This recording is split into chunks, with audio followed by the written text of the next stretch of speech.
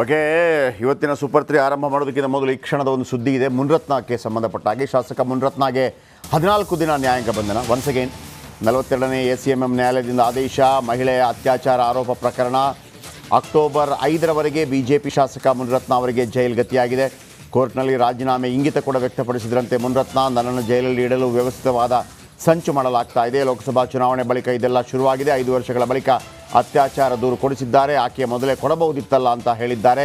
ಮುನ್ರತ್ನ ಹೇಳಿದ್ದಾರಂತೆ, ನಾನು ಈ ಕೋರ್ಟಲ್ಲೇ ಬೇಕಾದರೆ ರಾಜೀನಾಮೆ ಕೊಡ್ತೀನಿ, ಆದರೆ ಈ ರೀತಿ ಹಿಂಸೆಯನ್ನು ತಡೆದುಕೊಳ್ಳೋಕ್ಕೆ ಆಗ್ತಾ ಇಲ್ಲ. ನ್ಯಾಯಾಧೀಶರ ಎದುರು ಮುನ್ರತ್ನ ಮನವಿ, ನೀವು ಎಲ್ಲಿ ಕೊಡಬೇಕು ಅಲ್ಲಿ ರಾಜೀನಾಮೆ ಕೊಡಿ. ಶಾಸಕ ಮುನ್ರತ್ನಗೆ ನ್ಯಾಯಾಧೀಶರು ಕೂಡ ಸೂಚನೆಯನ್ನು ಕೊಟ್ಟಿದ್ದಾರಂತೆ. 14 ದಿನಗಳ ಕಾಲ ನ್ಯಾಯಾಂಗ ಬಂಧನ. 14 ದಿನಗಳ ಕಾಲ ನ್ಯಾಯಾಂಗ ಬಂಧನವನ್ನು ನೀಡಿದ ಕೋರ್ಟ್. ಮೊದಲನೇದಾಗಿ ಈ ಹಿಂದೆ ಕೂಡ ಹೋಗಿದ್ರು ನೋಡಿ, ಕತೆ ಹೇಳ್ಬಿಡ್ತೀನಿ. ಮುನ್ರತ್ನ ಅವರದ್ದು ಒಂದು ಆಡಿಯೋ ಬರುತ್ತೆ ಫಸ್ಟಿಗೆ. ಏನು, ಜಾತಿ ನಿಂದನೆ ಮೇಲೆ ಚೆಲುವರಾಜು ಅನ್ನೋರು ಗುತ್ತಿಗೆದಾರ ಅದನ್ನು ಹೇಳ್ತಾರೆ, ನನಗೆ ಈ ಥರ ಜಾತಿ ನಿಂದನೆ ಮಾಡಿದ್ದಾರೆ, ಅವರ ವಾಯ್ಸ್ ಥರ ಇತ್ತು. ಅದೀಗ FSL ರಿಪೋರ್ಟ್ಗೆ ಹೋಗಿದೆ. ಅಲ್ಲಿ ನೀನು ಯಾರೋ ಗೌಡ ಅಲ್ವೇನೋ ಹಿಂಗೆಲ್ಲ ಕೋರ್ಟಲ್ಲಿ ರಾಜೀನಾಮೆ ಇಂಗಿತ ವ್ಯಕ್ತಪಡಿಸ್ತಾರಂತೆ ಮುನ್ರತ್ನ. ಇಲ್ಲೇ ರಾಜೀನಾಮೆ ಕೊಡ್ತೀನಿ ಅಂತ ಕೋರ್ಟು ನ್ಯಾಯಾಧೀಶರು ಹೇಳಿದ್ರಂತೆ, ಇಲ್ಲೆಲ್ಲ ಅದೆಲ್ಲ ಮಾಡೋದು ಬೇಡ, ನೀವೆಲ್ಲಿ ಕೊಡಬೇಕು ಅಲ್ಲಿ ಕೊಡಿ ಅಂತೇಳಿ. ಅಂದರೆ ನಾನು ರಾಜಕೀಯದಲ್ಲಿದ್ದೀನಿ ಅನ್ನೋ ಕಾರಣಕ್ಕಾಗಿ ನನಗೆ ಹಿಂಸೆ ಕೊಡ್ತಾ ಇದ್ದಾರೆ. ಇದು 5 ವರ್ಷಗಳ ಹಿಂದೆ ಯಾಕೆ ಕೊಡಲಿಲ್ಲ, ಆಕೆ ಮೊದಲೇ ದೂರು ಕೊಡ್ಬೋದಿತ್ತಲ್ಲ ಅಂತೇಳಿ ಮುನ್ರತ್ನ ಆರೋಪ ಮಾಡ್ತಾ ಇದ್ದಾರೆ. ಆಕೆ ಮೊದಲೇ ದೂರು ಕೊಡ್ಬೋದಿತ್ತಲ್ಲ ಅಂತೇಳಿ ಮುನ್ರತ್ನ ಆರೋಪ ಮಾಡ್ತಾ ಇರೋದು. ಈಗ ಯಾಕೆ ಬಂದು ಕೊಡ್ತಾ ಇದ್ದಾರೆ ಅಂದರೆ ಅವರು ಇಂಡೈರೆಕ್ಟಾಗಿ DK ಫ್ಯಾಮಿಲಿಯನ್ನು, DK ಬ್ರದರ್ಸನ್ನು ಟಾರ್ಗೆಟ್ ಮಾಡ್ತಾ ಇದ್ದಾರೆ. ಯಾಕಂದರೆ DK ಸುರೇಶ್ ಸೋತ ನಂತರ ನನ್ನನ್ನು ಟಾರ್ಗೆಟ್ ಮಾಡ್ತಾ ಇದ್ದಾರೆ ಅಂತೇಳಿ. DK ಸುರೇಶ್ ಅವರ ಬೆಂಗಳೂರು ಗ್ರಾಮಾಂತರ ಇದೆಯಲ್ಲ, ಅಥವಾ ಡಾಕ್ಟರ್ ಮಂಜುನಾಥ್ ಏನು ಗೆದ್ದರು, ಆ ಲೋಕಸಭಾ ವ್ಯಾಪ್ತಿಯಲ್ಲಿ RR ನಗರ ಕೂಡ ಬರುತ್ತೆ. ಒಂದಾನೊಂದು ಕಾಲದಲ್ಲಿ ಇವರು ಕಾಂಗ್ರೆಸ್ಸಲ್ಲಿದ್ದರು. DK ಸುರೇಶ್ ಗೆಲುವಿಗೆ ದೊಡ್ಡ ಪಾತ್ರ ವಹಿಸ್ತಾಯಿದ್ರು. ಯಾವ BJPಗೆ ಹೋದರೂ ಆಗಲೂ ಕೂಡ ಒಂದು ಮುಸುಕಿನ ಗುದ್ದಾಟ ಇತ್ತು.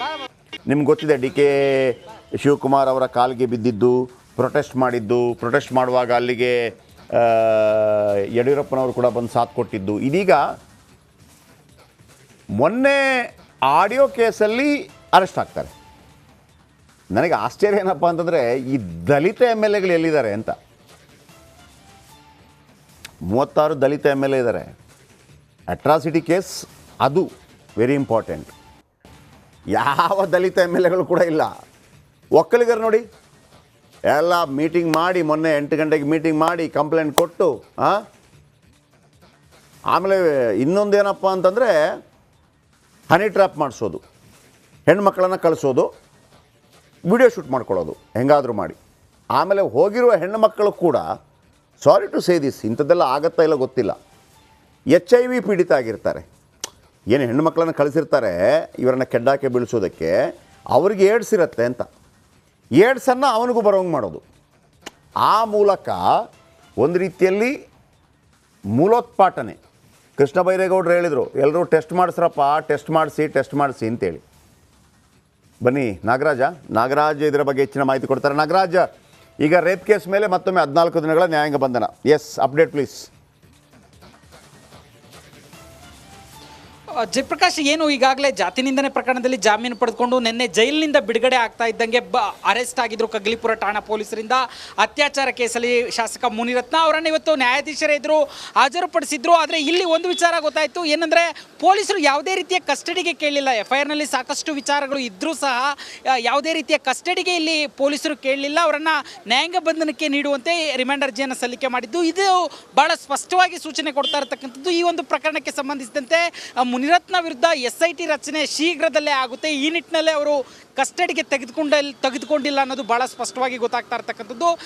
ಏನು ಇವತ್ತೇ ಒಂದು SIT ರಚನೆಯಾಗಿ ಆದೇಶ ಹೊರಡಿಸುವ ಸಾಧ್ಯತೆ ಇದೆ. SIT ರಚನೆ ಆದರೆ ಆಗಿರ್ತಕ್ಕಂಥ ಎಲ್ಲ ಪ್ರಕರಣಗಳು SITಗೆ ವರ್ಗಾವಣೆ ಆಗುತ್ತೆ. ನಂತರ CIDಯಲ್ಲಿ ಉಳಿದ ಪ್ರಕರಣಗಳಲ್ಲಿ ಇನ್ನೊಂದಷ್ಟು ಪ್ರಕರಣಗಳು ದಾಖಲಾಗುವ ಸಾಧ್ಯತೆ ಇದೆ. ಈ ನಿಟ್ಟಿನಲ್ಲಿ ಯಾವುದೇ ರೀತಿಯ ಕಸ್ಟಡಿ ಬೇಡ ಸದ್ಯದ ಮಟ್ಟಿಗೆ ಅಂತೇಳಿ ಹಿರಿಯ ಅಧಿಕಾರಿಗಳು ಸೂಚನೆ ಕೊಟ್ಟಿರೋದ್ರಿಂದ ಇವತ್ತು ಯಾವುದೇ ಕಸ್ಟಡಿಗೆ ತೆಗೆದುಕೊಂಡಿಲ್ಲ ಅಂತ ಹೇಳೋದು ಒಂದು ಭಾಗ. ಆದರೆ ಮತ್ತೊಂದು ಭಾಗ, ಮುನಿರತ್ನ ಇವತ್ತು ನ್ಯಾಯಾಧೀಶರ ಎದುರು 2 ನಿಮಿಷಗಳ ಕಾಲಾವಕಾಶ ಬೇಕು ನನಗೆ, ನನ್ನದೇ ಆದ ನಿವೇದನೆ ಇದೆ ಅಂತೇಳಿ ಒಂದಷ್ಟು ವಿಚಾರಗಳನ್ನು ನ್ಯಾಯಾಧೀಶರ ಗಮನಕ್ಕೆ ತೆಗೆದುಕೊಂಡು ಬಂದಿದ್ದು ಏನು 5 ವರ್ಷದಿಂದ ಆಗಿರ್ತಕ್ಕಂಥ ಘಟನೆ ಸಂಬಂಧ ಈಗ ದೂರು ಕೊಡಿಸ್ತಾ ಇದ್ದಾರೆ. 5 ವರ್ಷದ ಹಿಂದೆನೇ ದೂರು ಕೊಡ್ಬೋದಾಗಿತ್ತಲ್ಲ. ಈ 5 ವರ್ಷಗಳಲ್ಲಿ ನನ್ನ ಸತತವಾಗಿ ಇದೇ ರೀತಿಯಾಗಿ ಕಾನೂನಿನ ಬಲೆಯಲ್ಲಿ ಸಿಲುಕಿಸೋದಕ್ಕೆ ವ್ಯವಸ್ಥಿತವಾಗಿ ಪ್ಲ್ಯಾನ್ ಮಾಡಲಾಗಿದೆ. ನಾನು ಬೇಕಿದ್ದರೆ ರಾಜೀನಾಮೆನ ಇಲ್ಲೇ ಕೊಡ್ತೀನಿ ಅಂತೇಳಿ ನ್ಯಾಯಾಧೀಶರು ಎದುರು ಮುನಿರತ್ನ ಹೇಳುವಂಥದ್ದು. ಆದರೆ ಇಲ್ಲಿ ನ್ಯಾಯಾಧೀಶರು ಇಲ್ಲಿ ರಾಜೀನಾಮೆನ ಕೊಡೋಕ್ಕಾಗಲ್ಲ, ನೀವು ಎಲ್ಲಿ ಕೊಡಬೇಕು ಇದೆಯೋ ಅಲ್ಲಿ ಹೋಗಿ ಕೊಡಿ ಅಂತೇಳಿ ಸಲಹೆಯನ್ನು ಕೊಡುವಂಥದ್ದು. ಜೊತೆಗೆ ಒಂದಷ್ಟು ಅವರನ್ನು ಅರೆಸ್ಟ್ ಮಾಡಬೇಕಾದ್ರೆ ಪ್ರೊಸೀಜರ್ಗಳನ್ನು ಪಾಲನೆ ಮಾಡಿಲ್ಲ ಅಂತೇಳಿ ಪೊಲೀಸರ ಮೇಲೆ ನ್ಯಾಯಾಧೀಶರು ಗರಂ ಕೂಡ ಆಗಿದ್ದರು. ಸದ್ಯ ಅವರನ್ನು 10/5 ಅಂದರೆ 10ನೇ ತಿಂಗಳು 5ನೇ ತಾರೀಕುವರೆಗೂ 14 ದಿನಗಳ ಒಂದು ನ್ಯಾಯಾಂಗ ಬಂಧನಕ್ಕೆ ನೀಡಿ ಸದ್ಯಕ್ಕೆ ಆದೇಶ ಮಾಡಿರ್ತಕ್ಕಂಥದ್ದು. ಸದ್ಯ ಪರಪ್ಪನ ಅಗ್ರಹಾರದತ್ತ ಶಾಸಕ ಮುನಿರತ್ನ 2ನೇ ಬಾರಿ ಹೋಗ್ತಾ ಇರ್ತಕ್ಕಂಥದ್ದು. ಜಯಪ್ರಕಾಶ್, ಓಕೆ, ಥ್ಯಾಂಕ್ ಯು ನಿಮ್ಮೆಲ್ಲ ಅಪ್ಡೇಟ್ಸ್ಗೆ.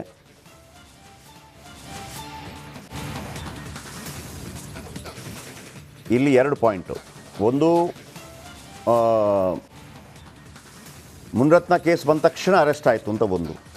ಬಿ ಜೆ ಪಿಯವರು ಹೇಳ್ತಾ ಇರುವಂಥದ್ದು, ಇಲ್ಲಿ ಚಿನ್ನಾರೆಡ್ಡಿ ಅಂತಿದ್ರಲ್ಲ ಯಾದಗಿರಿಯಲ್ಲಿ, ನಾವು ಮೊನ್ನೆ ಪರಶುರಾಮನ್ ಅವರು ತೀರ್ಕೊಂಡ್ಬಿಟ್ರು, ಅದು ಅವರ ಏನು ಹಾರ್ಟ್ ಅಟ್ಯಾಕಿಂದ ಅಂತೇಳಿ FSL ರಿಪೋರ್ಟ್ ಬಂತು. ಆದರೆ ಇಲ್ಲ, ವರ್ಗಾವಣೆ ಮಾಡಬೇಕು ಅಂದರೆ ದುಡ್ಡು ಕೊಡಬೇಕು ಅಂತೇಳಿ ಮಗ ಚಿನ್ನಾರೆಡ್ಡಿ ಮತ್ತು ಚಿನ್ನಾರೆಡ್ಡಿ ಮಗ ಅಂಥೇಳಿ ಅವ್ರನ್ನ ಯಾಕೆ ಅರೆಸ್ಟ್ ಮಾಡಿಲ್ಲ ಅಂತೇಳಿ, ಯಾಕಂದರೆ ಅವರ ಪತ್ನಿ ಕೂಡ ಆರೋಪವನ್ನು ಮಾಡಿದರು. ಅವ್ರನ್ನ ಯಾಕೆ ಅರೆಸ್ಟ್ ಮಾಡಿಲ್ಲ ಅಂದರೆ ಬಿ ಜೆ ಪಿಯ ಫೇಲ್ಯೂರ್ ಆಯಿತು, ನೀವು ಸರಿಯಾಗಿ ಹೋರಾಟ ಮಾಡಿಲ್ಲ ಅಂತ ಆಯಿತು, ನಂಬರ್ 1. ಈಗ ಒಕ್ಕಲಿಗರ ವಿಚಾರದಲ್ಲೂ ಕೂಡ ಬಿ ಜೆ ಪಿಯವ್ರು ಏನು ಮಾಡ್ತಾರೆ ಅಂತ ಒಂದು ಪ್ರಶ್ನೆ ಉದ್ಭವ ಆಯಿತು. ಕುಮಾರಸ್ವಾಮಿ ಎಲ್ಲ ಮಾತಾಡಿದರು. ಆದರೆ ಅನೇಕರಿಗೆ ಈಗ ಏನಾಗಿದೆ, ಬೆಂಗಳೂರಿನ ಅನೇಕ ನಾಯಕರಿಗೆ ಬರೆದಿಟ್ಕೊಳ್ಳಿ, ಎಲ್ಲರಿಗೂ ಈಗ ಏಡ್ಸ್ ಭಯ, ಎಲ್ಲರಿಗೂ HIV ಭಯ, ಎಲ್ಲರಿಗೂ. ಮತ್ತೊಂದು ಕಡೆ ಈ ಸದಾನಂದ ಗೌಡರ ಒಂದು ವಿಡಿಯೋ ಬಂದಿತ್ತು ಗೊತ್ತಾ, ಸ್ಟ್ರಾಂಗು. ಅದರ ಬಗ್ಗೆ ಕೂಡ ಈಗ ಒಂದು ಯಾರು ಬಿಟ್ರಪ್ಪ ಅಂತೇಳಿ ಡೌಟ್ ಬರಲಿಕ್ಕೆ ಶುರುವಾಗಿದೆ. ಇದೆಲ್ಲವೂ ಕೂಡ ಹನಿ ಟ್ರ್ಯಾಪು, ಮನಿ ಟ್ರ್ಯಾಪ್. ಕೆಲವರು ಮನಿ ಟ್ರ್ಯಾಪು, ಇದು ಹನಿ ಟ್ರ್ಯಾಪು. ಅರ್ಥ ಆಯ್ತಲ್ಲ? ಓಕೆ, ಇದರ ಬಗ್ಗೆ 12:30 ಮತ್ತು 1 ಗಂಟೆಗೆ ಜಾಸ್ತಿ ಸುದ್ದಿ ಕೊಡ್ತೀನಿ. ಈಗ ಬನ್ನಿ ನಮ್ಮ ಸೂಪರ್ 3ಗೆ ಹೋಗೋಣ. ಸೂಪರ್ 3ಯಲ್ಲಿ ರಿಪಬ್ಲಿಕ್ ಕನ್ನಡದ ಸೂಪರ್ 3 ಮಹಾ ಪವಾಡ ಇಂಪ್ಯಾಕ್ಟ್.